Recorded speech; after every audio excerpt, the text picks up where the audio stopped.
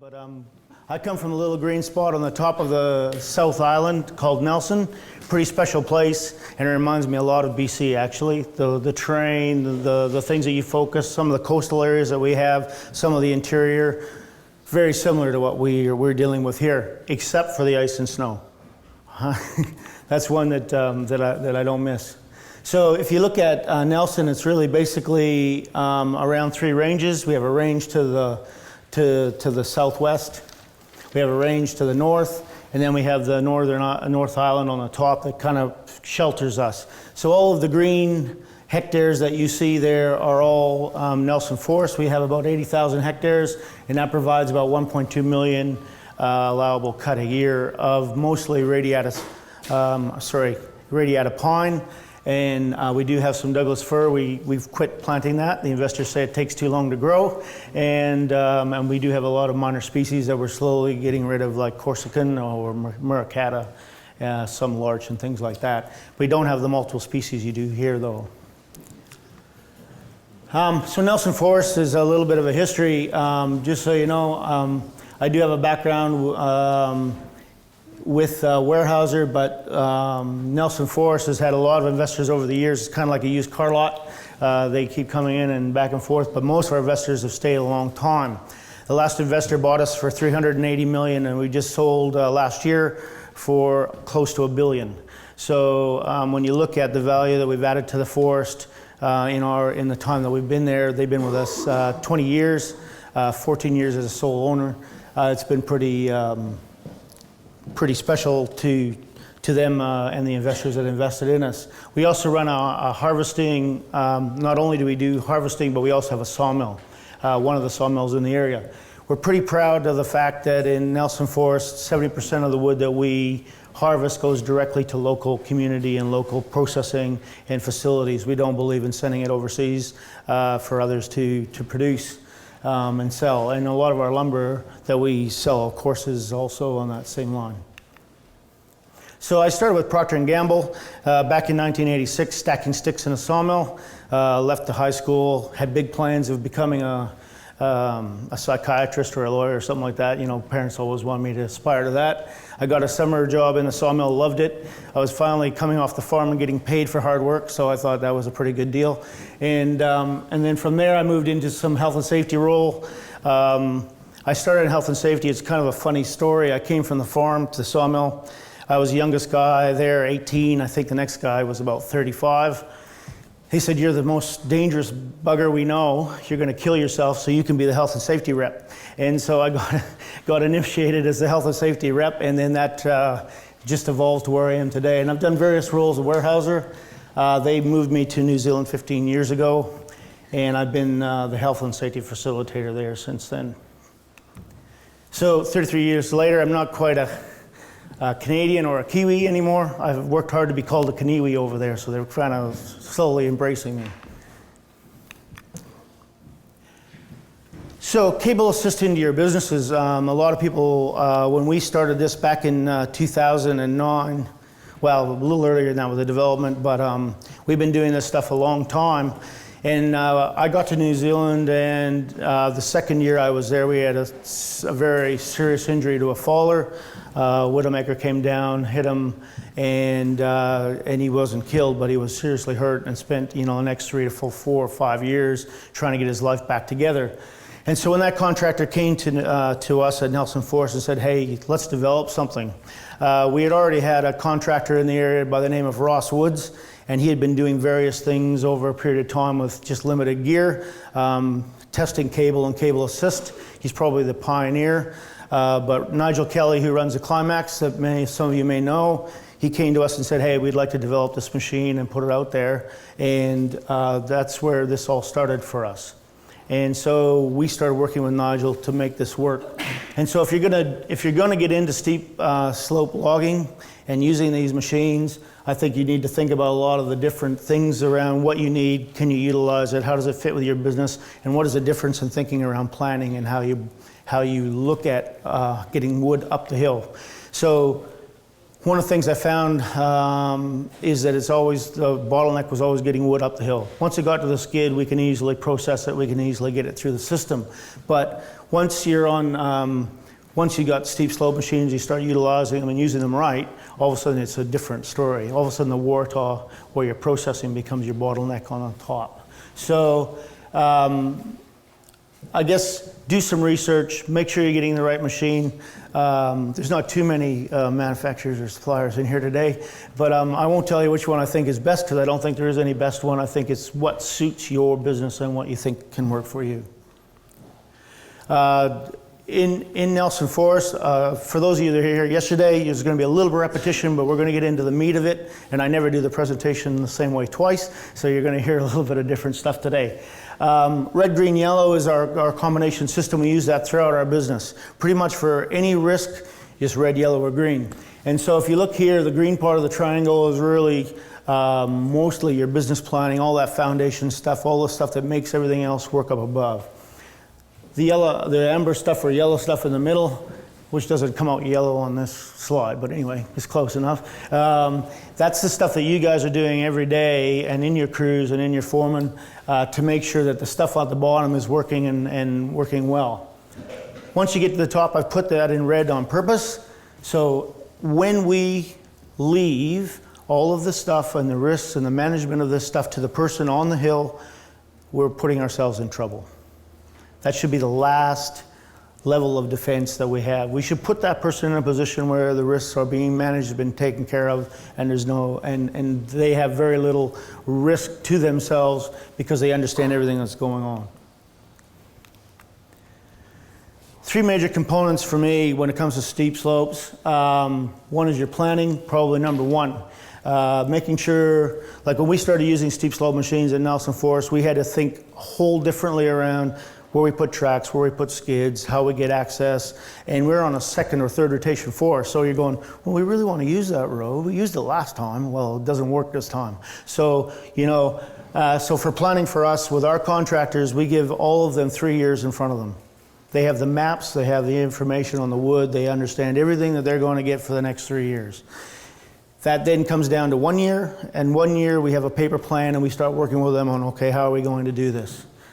That within 6 months of when they're going to be there, infrastructure is in place. Skids are built, roads are in, they can go look at those, inspect those, and determine whether or not it's going to work for them. Within 1 month, they're planning that they're going to approach that, and they're ready to go. They got all the right gear and they know what's going to happen, and they start giving us predictions. So they started giving predictions 3 years, 1 year, and on what they could produce in that setting. So now, 1 month ahead, they start putting it into our plan. We have a very dynamic sales plan. So what happens is most of our customers only have 2 or 3 days of inventory in their yards, and we have to keep them supplied within every 3 days. So there's a lot of effort that goes into making that work.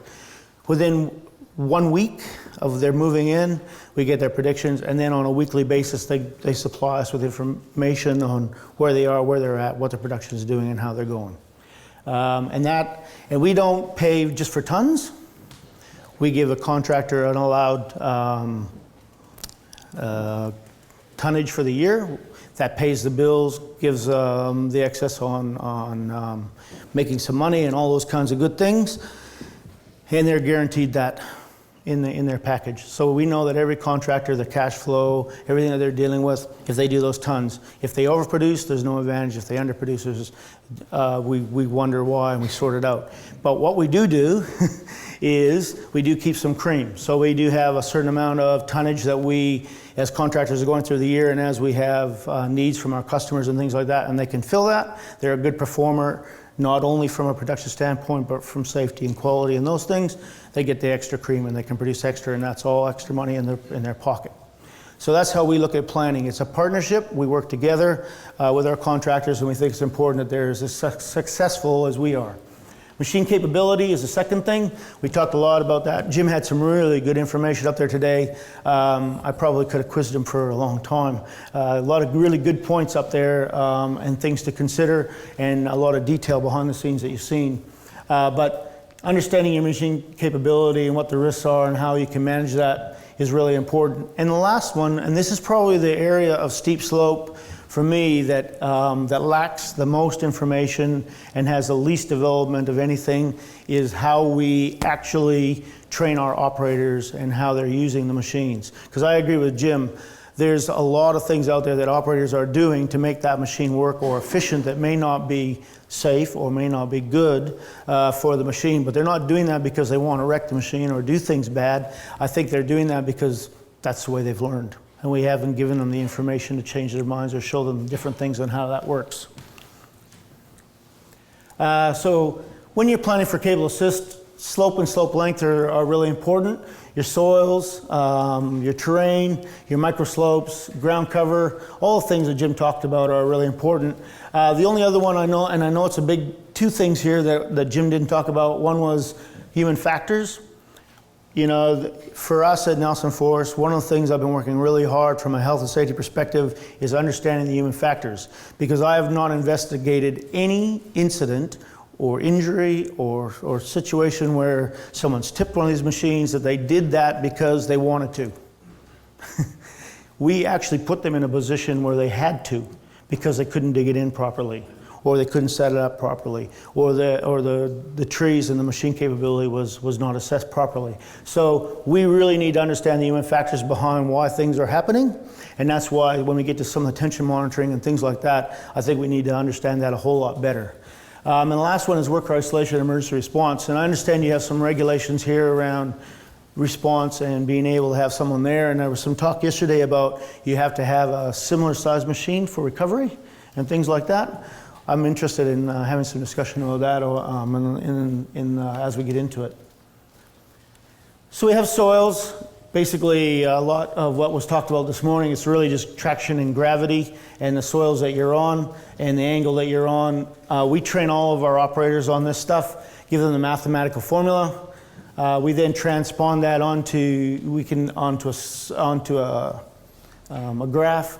But the important thing for me for operators is that I measure slope in two ways: the average over 100 meters and 2 times the length of a track. We manage the 100 meters, the operator manages that double length of the track. Because an operator is always going to find the best approach and the best plan and keep stability of the machine most of the time. Keeping within lead and all the kind of good things are there. But so if we have, I'll get into it. But slope is only one component. The second one is soils. Soils are really important to understand. And again, you know, I have no idea. I'm really interested to see some machines on snow and ice. It's something that I've never seen from a steep slope machine. And I'm really interested in the characteristics of what a machine would do on snow and ice. I've been away too long. Don't know what snow is anymore. But and the level of moisture in the soils is definitely critical.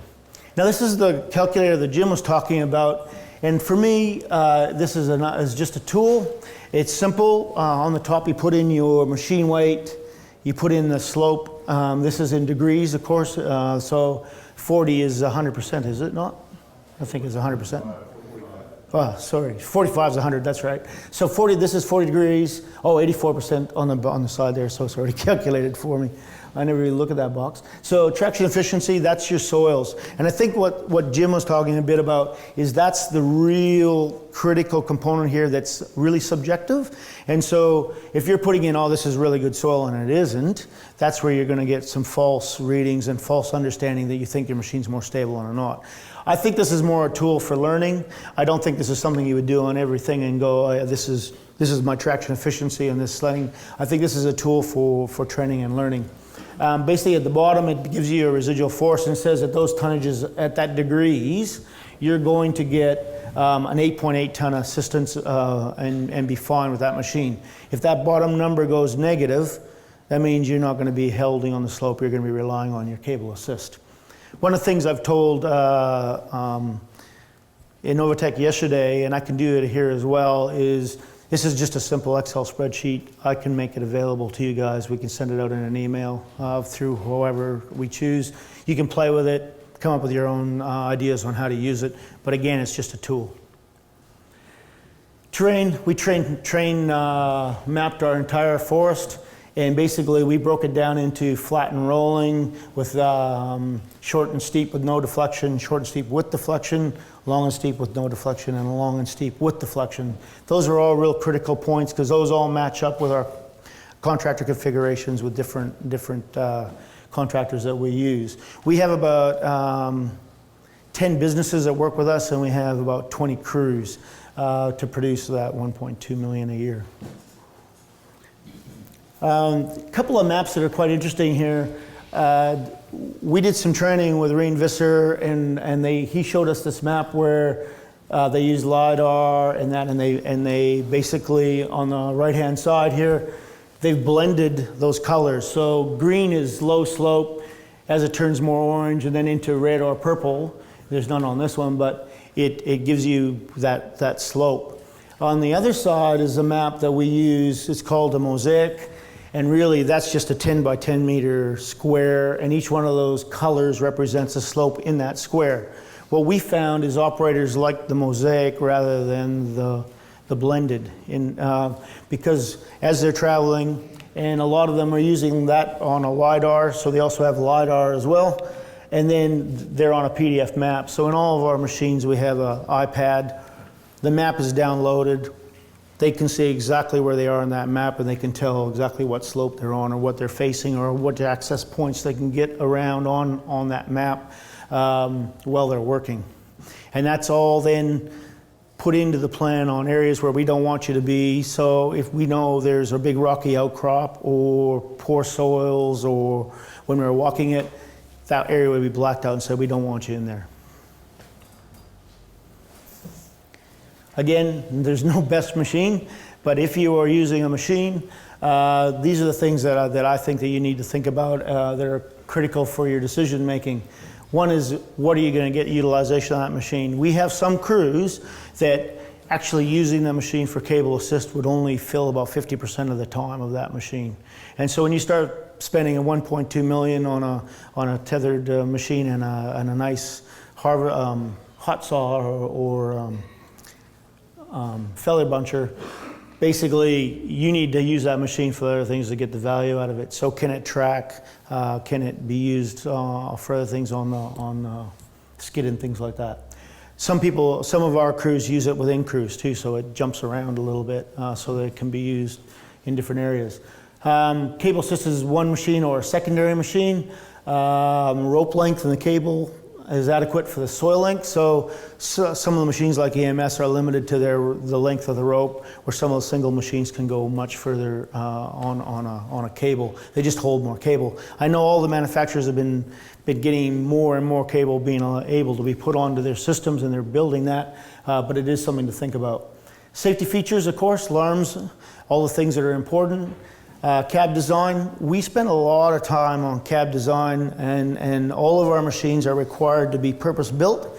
So that means that they all are built for operator comfort, so the seats have the seat belt built into the seat. They don't have it attached to the back wall or somewhere where it's restraining them all the time. We have access from outside as well as inside the cab to the emergency exits. So we require 3 exits, and at least 2 of those must be able to be accessed from the outside as well. So if you have somebody inside, you have to go get them. It's no good if you can't get in. So we built that into our safety. I was going somewhere. Oh, the other thing that we found, so in the summer when you guys do get some heat, what we found is these all-purpose cabs are quite a bit bigger, and they put the old air conditioning into them, and the new the cab is too big for the air conditioning, and so they have nothing but trebles, and they go through lots of air conditioners because it was designed for 2 cubic meters of air, not 3 or 4. So simple things like that in your cab are really important. Accessibility, replacement cost and value for the machine at the end. So also one of our concerns around machine capability is that secondhand machines are now becoming available. A lot of them have done some hours with some contractors in New Zealand, and other people are getting a hold of them. They have no training. They're not giving any manufacturer support at the beginning. They buy the machine and off they go, and they're trying to learn this stuff. So, but it's an important thing to think about. So tension monitoring. I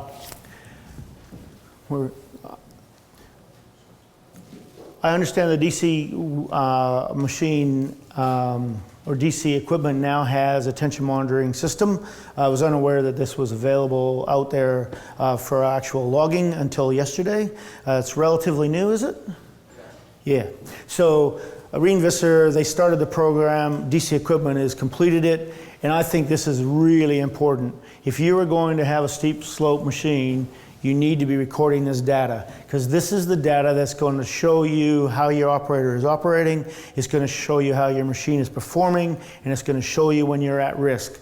And you know, you can do all the trials that you want with FP Innovations or others, but this on your machine where the operator can see it and you can see it every day is going to give you the best information. And I think we collaborate as contractors on when that's working or not working, and when we are getting up into those high areas, because I know that there's 3 situations where we get high shock loading on ropes in New Zealand when we've been looking at them. One is going back uphill. That's usually when you get most of your high tensions because you're trying to climb. The second one is if you have a stump failure or something where a stump pops off and all of a sudden you slide and boom, you hit the end of that because all of a sudden you have slack.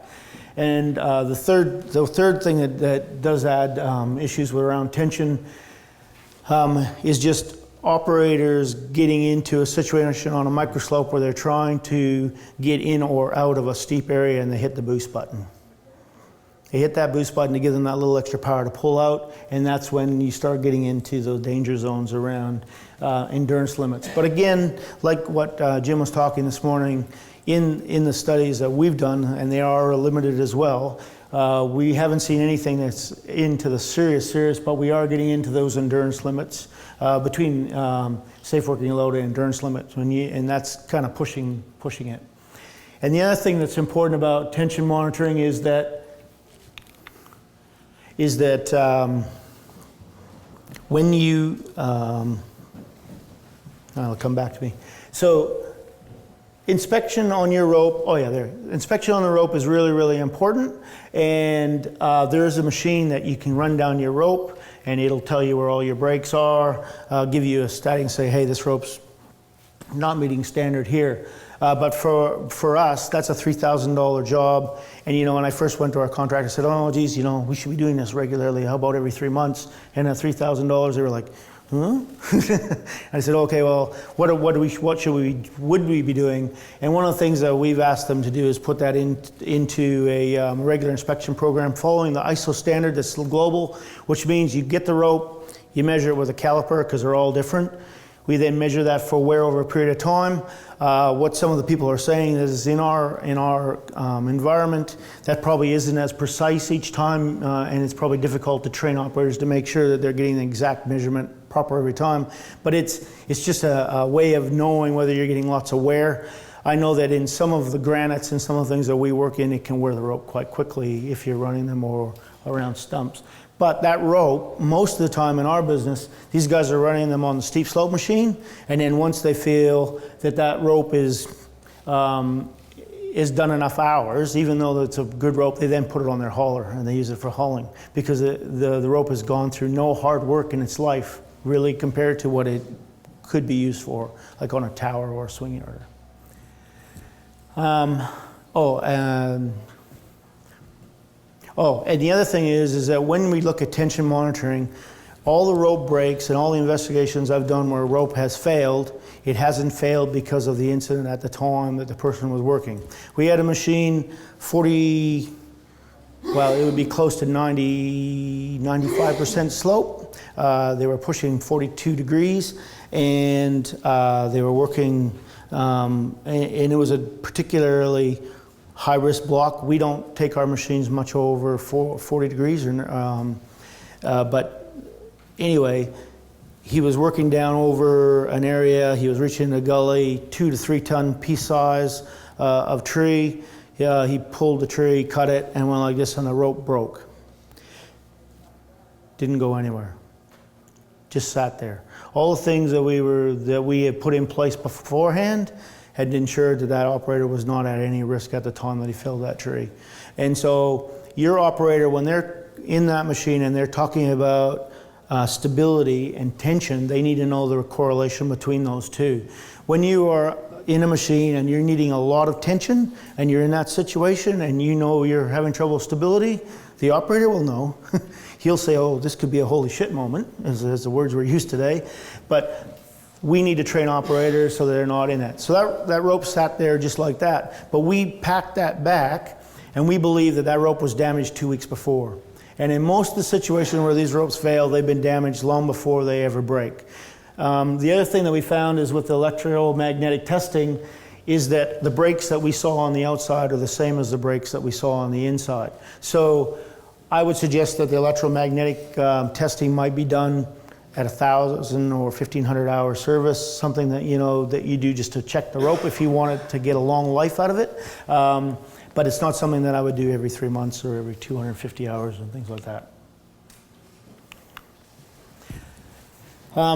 We have the fortunate, we're in the fortunate position that because we're in Nelson and because this is kind of where a lot of this started, and the Canterbury University has really been on board. Reen Visser has done a lot of really good work around training and putting together training programs for operators. So for us, we have our operators go through a one-day session that talks about all the things around best practice, all the things that Jim went through this morning, all the things around how you ensure stability, how you position, how you anchor, what's important. We spend a whole day on that. And then the second day with all of our operators, we actually go out in the field like this and we do inspections and we look at machines and we talk about different situations.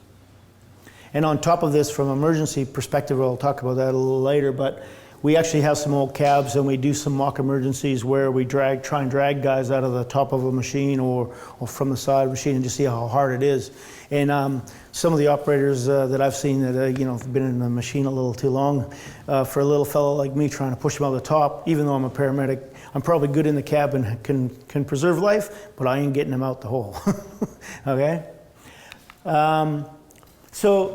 And all of this training is intended to provide three things. One is thinking skills, or technical skills. Second is thinking skills and interpersonal skills. When the manufacturer gives you a machine and then they come out and they do their induction, it's a lot about this button does this, this is how you connect it up, this is how it works. So that's your technical skills. It doesn't talk a lot about those troubleshooting situations unless you happen to get into them at the time, and they'll give you some guidance, or some interpersonal skills where this is where, when I'm doing this job, how do I make it more efficient? How do I make the planning work better? And how do I do a good job every day? So we focus on those three areas. And basically, we have a progression for operators. So we don't have a contractor that has a new operator and we say tomorrow, yeah, you're going to go out on a 35-degree slope. We actually have a sign-off and a competency where they work their way up to the slopes, understanding the machine, prove that they can do all those competencies, and then they're allowed to go onto the hill. The other thing that we do in our business is that anything that's over, I'm going to say 35 degrees, which is 57%, I think. We don't allow any machine to go over that, cable assisted or not, without sign off from us through the planning and making sure that all the planning's been done well so that operator knows where they're going. Again, the red, green, yellow. This is really where we start talking about risk with our operators. This was developed by a contractor. He said it's really, really simple with my guys. And so I said, oh yeah, you have made it really, really simple. This is a great idea. So, in the room, when you come to a green light, what do? What? Pretty simple, isn't it? You go. You might watch for the other person, but when it's green, you go. When you're in the red, what do? When it's red? You stop. In Vancouver, I saw a few that didn't yesterday, but after the light, but you stop. What do you do when you're in the yellow? Speed up. Get through it. Slow down. Yellow is where you have to make a decision point. And so what we teach our operators is that here are your stop areas. If you get into these situations, we just want you to stop. We'll get you assistance, we'll get you help, we'll do whatever we need to do to make sure that we get you back into a safe operating mode. If you're in the green, we just tell you, don't be complacent. Don't get too complacent on what you're doing because you've done it a million times and you're doing it every day and you feel real comfortable with what you're doing. If you are in the yellow and you are not sure or you're not positive, ask the questions. Get some decision making going on there so that you can figure out what is the best option. And that's the whole philosophy behind this. It's nice and simple. And we take that, into everything that we do, as well as slope. So non-cable assisted, cable assisted, here are the slopes. Here's where they fall into the red. Anything over 49% non-assisted needs to be reviewed, signed off when we are happy with the machine to do that. Anything over 70% cable assisted has to be signed off. We're happy that the machine can do that. Yellow, you're getting into your 58 or 70% for cable assisted, and everything from 0 to 30. So 0 to 30, follow the regular practices, do everything that we are asking you to do, daily inspections and that, and you'll be fine. In the yellow, we just make sure that we've got the no-go zones decided, understand why there's yellow. It could be the soil, it could be trainer, the operator competency, and it'll get added to the plan. If it's in the red, we just want another level of looking at it, so that goes up to our main operational management. Right down to the operator daily check sheet.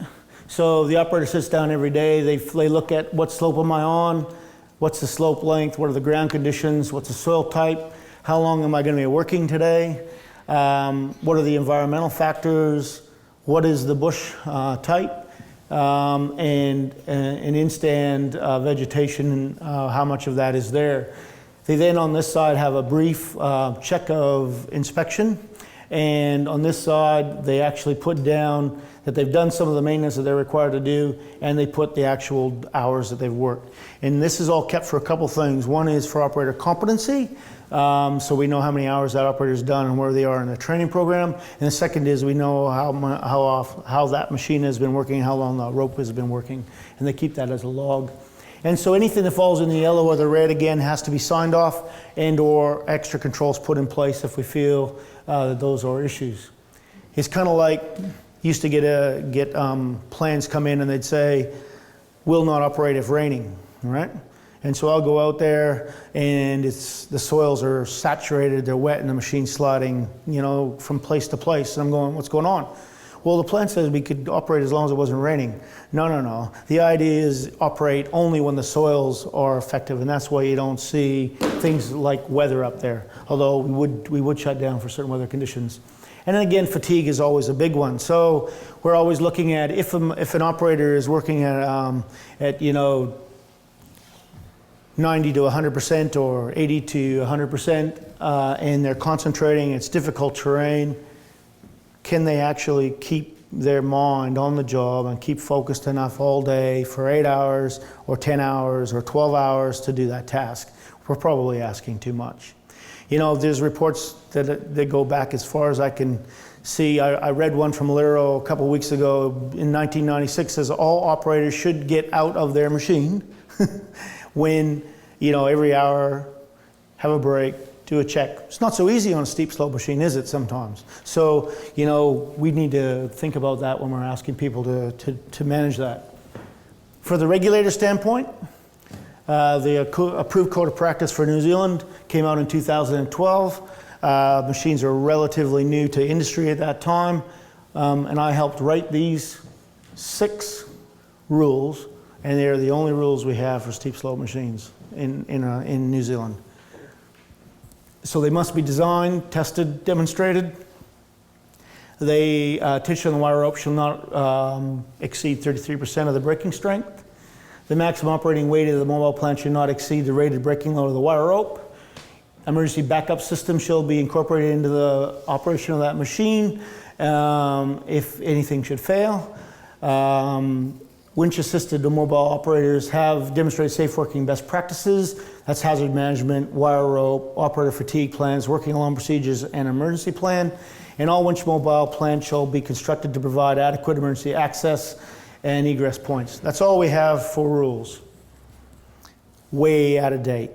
The regulators today cannot keep up or put rules in place as fast as we are learning and developing these machines.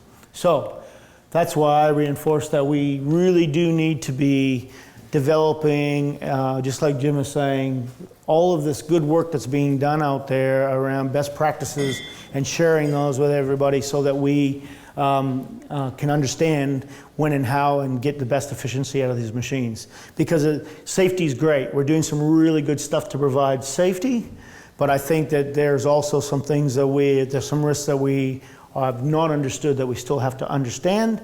But I also want these machines to be productive, because if they're not productive, then we're not competitive and we're not making money. You got to have both, and there's a balance there. So we're going to go into a bit of best practices. Proper anchoring. Most of the incidents that I have seen around steep slope machines have nothing to do with the rope or the machine down the hill. We have not tipped a cable assist machine on a hill since we started steep slope logging in Nelson Forest in 2008 or 9. We have not tipped one on a hill, but we've pulled a lot of anchors off the top. And we've done that for a couple of reasons. One is the nice peg that comes out the back, we tell everybody keep that in place. And so I went down to one operator, this was years ago, and he says, oh, I said, your anchor isn't in place. Oh yeah, the damn thing keeps pulling out, and then I gotta go up there and pull it out and reset it, and it's a pain in the ass. And I said, so I'll leave a little bit of slack in it. It doesn't have to be tight, it just has to leave that bit of slack. But there's a difference between 3 meters of slack and a half a meter of slack. So thinking a bit about that is important on where you're putting that and how you're developing it. The other one is we teach our operators around positioning is where is your center of gravity on that machine. So most of the time when the cable assist machine at the top fails, it's because we've been too tight and we leave it at this, or we haven't determined the right deflection and where it's actually going to get pulled. And the balance that you see on the right-hand side gets tipped and the machine gets pulled, slid, tipped over, or just pulled over the edge. We've not pulled anything down the hill. We haven't done anything like that. So for me, anchoring is a really important part, and it's important to get right. The other thing that we've done on some of our machines is on the boom, where you dig it in, we've created a zone on the boom. So it's a green zone. And if the boom is in that green zone, we know that it's at the right angle. It's not at a bad angle. It doesn't mean that you can not go outside that for different situations if you're still getting good anchoring, but that's the recommended area where it should be. Bucket backwards versus forwards. Do you guys have any of that going on here? Mostly forwards, or so you can use it, or which way? We have the one traction line buckets backwards. Yes, yeah, traction line's going to backwards, yes. Does it make it harder to use it multi-purpose? Yeah, it does. So most of the time when the bucket's left forward, they're doing that because they want to use the machine for other things. But if you're utilizing it only for cable assist work and you're not using it for digging or anything like that, the bucket backwards is a pretty good philosophy. A lot of our guys like it. It doesn't mean the other way doesn't work. It just means that I like this. I also like the chain. One of the things you guys were talking about here today that I was really impressed with is you talked about the stability that the chain gives you and using that chain. I struggle to get our guys to use that chain all the time because they can dig holes as deep as they want to, and so they get pretty good security that way. Yeah. We talked a bit about rope inspection. This is a standard that we ask our guys to understand, and really all that means that every 3 months you must go out, measure it at 3 points, and count the breaking lines on the rope, look at the condition of the rope, whether or not the heat's made it more brittle or whatever it is. That's all in a one-pager in this standard. You can go online and get this standard really easily, and it's got the inspection sheet in there. That's on a quarterly basis. On a daily basis, we do ask that the operator inspect the rope. Now, that means that as it's running out with the camera going by, they may be looking for defects in the camera.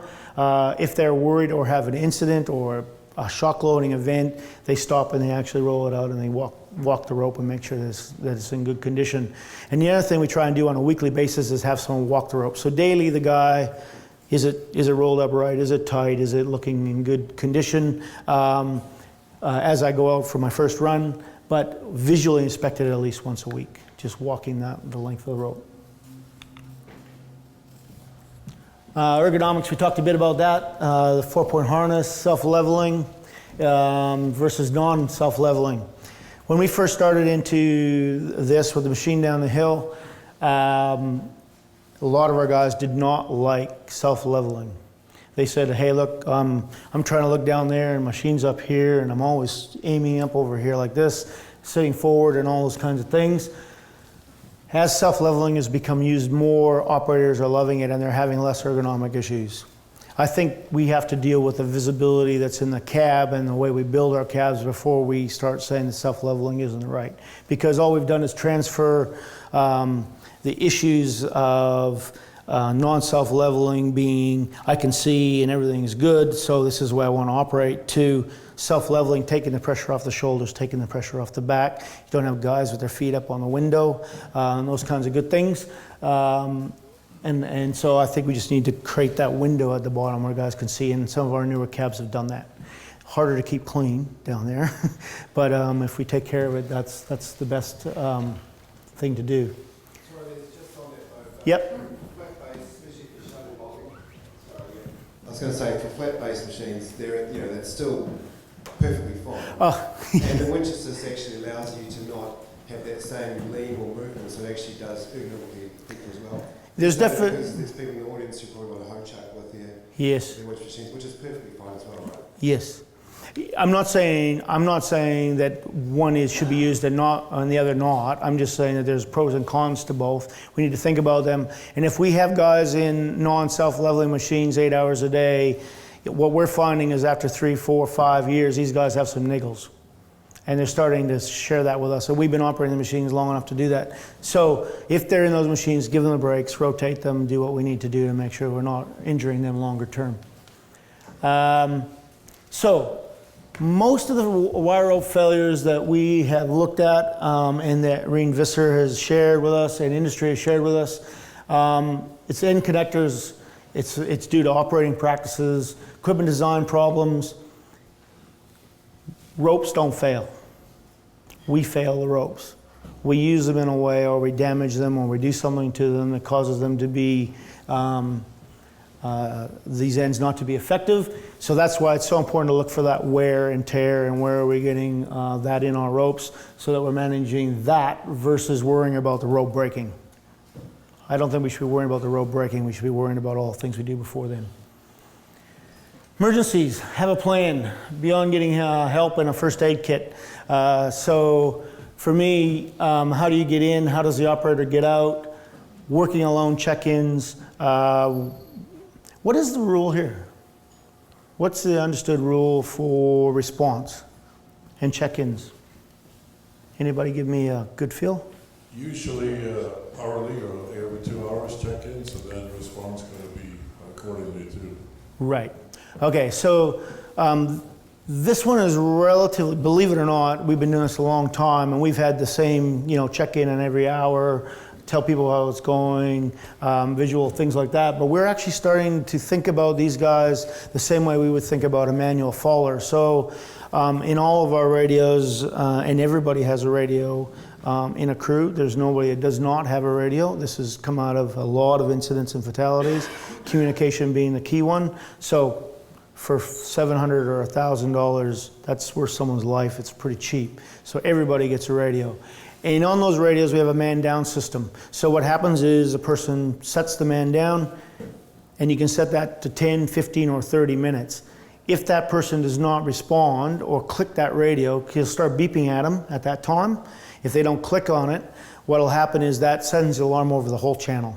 So everybody on the crew knows there's something going on and they can respond and deal with the situation. And that's another step that we're taking around that that I think is really important. And the other one is in the event that you have a machine sitting like this, can you stabilize it? Because you don't want people crawling around on it if it's not stable or it's not sitting in a situation. And it'll be frustrating as hell if you've got somebody inside. But can you actually have ropes or rigging or things that you can use to tie that machine back and make sure it's effective? I'm working with a fella called Ross Lindeboom. listen to that name, buy shares in the company if you ever hear of the company coming out. We've been working with him pretty secretly and confidentially for about a year and a half, and he's basically designed a plate that you can mount on these machines wherever you want it, and he's got a backpack, and basically as a backpack, you throw that on, you go down, you put the piece on the you mount some light tubing, really strong light tubing onto that plate, and basically you now have a fall arrest system for that whole machine, and you can climb around it, do everything you need to do without the risk of falling. And basically that's in a harness. You have to follow all the falling alone, but the cool thing about it is so easy to put in. It's literally 3 pins and away you go. So we're working through some of that, but making sure you have the proper gear. I was interested with the cutting head. We have 19 mil shaped glass in all the front of our felling machines. The 12.5 mil doesn't cut it down there.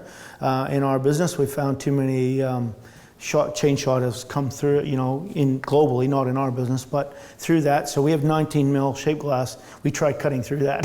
It wasn't quite as easy as the 7 minutes you're talking. So we've had to think about other things. And we've enlarged all the holes and everything and the escape hatches, so they're easy. Back window, door, top of the machine, and sometimes the boom side window. In some of our machines, we actually have the glass on the boom side window. There's a hammer there, so boom, if you need to break it open, you can do that to get in. 10 years ago, I got 10 minutes. 10 years ago, we were 50% tall towers, 10% swing yarders, 25% was ground-based operations with all manual processing, and 15% road line crews, 100% manual processing. As we progress through the years, today we've got only 10% of the tall towers. Swing yarders have really come into their glory with mechanized logging. These guys are producing good numbers. They're working a lot of different slopes and a lot of different terrain a lot easier. So the tall towers are really specialized now. They're really long slopes, difficult slopes, and they're the hard work really. We have 10% tall towers with manual operations. 20% of our tall towers are now mechanized grapple with the Falcon or the Alpine carriages, or slackline, Acme slackline carriage as well. 35% swing yarders, all mechanized. We do not have any swing yarders that have anybody touch a log anymore. Right down to the point where there's a machine down the hill feeding the grapple. So he's gathering up a proper bundle, he holds it in the air, the grapple comes down, grabs that and hauls it back. Now WorkSafe, we had to talk with them about working ropes and being close to working ropes and all those kinds of things. And they've said, hey look, we're saving lives. We don't have people on the ground. We don't have guys out there extracting. As long as you have these rules in place, you'll be fine. But that's a discussion that you need to have as a regulator to make sure that you've got that stuff sussed. Because when that guy gets out of the machine or wants to get out of the machine or other people want to come in there, all of a sudden you got all the same old rules that you need to follow. 10%, we have 10% road line crews. They're 100% mechanized. 20% large ground-based operations, fully mechanized. We do not have anybody on the skid anymore cutting wood or producing logs or stems. It's all Waratah. Right down to our road line crews that only are producing maybe smaller numbers, maybe 200, 300 a day. If that's getting down to that low, we still have a mechanized Waratah on the skid. It might not be utilized as much, but the guys are working elsewhere. They build up the stockpile, then they dig into it when they need to. On the opposite side, the Waratah is now the bottleneck in most of our high production crews. So some of those guys are working a split shift. Guy comes in early, he starts processing, and he processes through the day, then another person takes over, and they work to the end of the day, just so they get a few extra hours around processing, because that's our bottleneck. 10 years ago, 90% was hand felled, 10% was manually felled, and 100% was manually extracted. Today, 30% is hand felled, 70% is mechanically felled, 35% is manually extracted, and 65% is mechanically extracted today. So we're moving along that chain of mechanization, and we're getting quite aggressive on it. 141, I threw these in. Basically, as you see here, all I'm trying to show is that we've got considerable slope gain around different types of systems, from going to mechanization and using some of the steep slope cable. So, for example, the swinger's been able to go, you know, from a limitation of somewhere around 58% productive, and they can work right up to 100% now, quite efficiently. Tall towers. Ground base has now increased. They can go, you know, to that 70%. And swinger, the blue is 84, sorry. Yeah. Oh. Yeah, there's the cable assist, sorry. And this is just around costing. Won't spend a lot of time on that. Getting close to time. So basically 141 is an Australian company. They've just purchased us. They've read through the legislation and their liabilities around health and safety in New Zealand. And they've gone, because they're used to trees on a flat paddock where they can drive a truck between each row and it's all there. The biggest worry they have is koala bear. And in fact, 141 last month had one of their plotters attacked by a koala bear. So that was the biggest incident that they had. And so it's a whole different world in Australia. So when they came and seen some of the slopes and some of the things that we were doing, similar to what you guys are facing, they were like, holy crap, we want you mechanized and we want you mechanized tomorrow. And how can we do that? So basically what we've done is we put together a proposal for them. We said, here's what we're going to do. And here's what we think we can do with what we have today. Mechanized felling is possible in 84% of our entire estate. We think we can do 84%.